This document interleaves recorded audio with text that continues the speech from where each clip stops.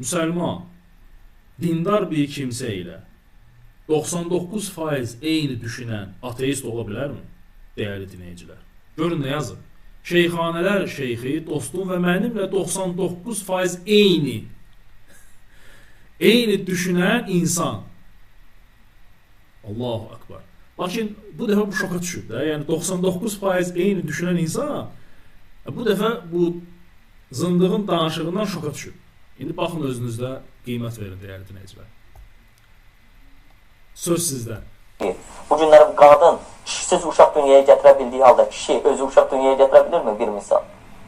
Məsələn, bu günlərin Məryəm misalı var. Bu günlərin eyni zamanda Adəm misalı var. Adəmi bir dünyaya gətirən olub. Amma o dünyaya gətirən kişi idimi? Bəlkə qadın olub. Məryəm kimi bir qadın.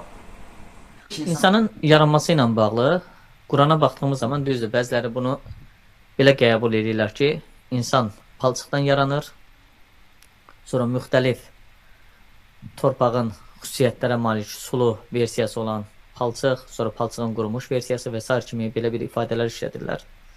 Bundan yaradılmış kimi göstərirlər və sonra da ruhu üfürüləndən sonra canlanıb bizim kimi olduğunu düşünürlər. Yəqin ki, bu cür fikirləşənlər və yaxud da bu cür yazanlar, o cür tərcümə eləyənlər fantastik çox kinolara baxıbdılar, yaxud da öz fantaziyalarını digər kitablarla bəzəyibdilər, belə bir anlayış formalaşdırıbdılar. Təbii ki, buradakı məsələ heç də insanın palçıqdan yaranması deyil. Çünki Quranda insanın torpaqdan yaradılması, torpaq kimi düzəldilib, ondan sonra can üfürmək mənasında olan bir nağılvari yanaşma deyil. Bayaq hərdən mən səmimi deyim ki, dəhşətə gəlirəm. Elşad deyir ki, Qurana görə Adəm ilk insan deyil, Adəm insanların içindən seçilmiş biridir.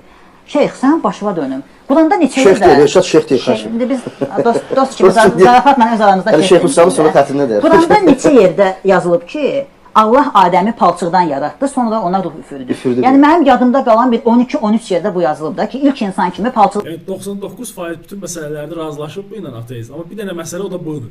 Yəni şoka düşüb ki, nətər ola bilər? Mən özümü oxumuşam axı bunun Quranda ki, yəni Allah Taala ilk yaratdığı insan Adəmdir, onu da torpaqdan yaradıb. Sən isə onu inkar edirsən.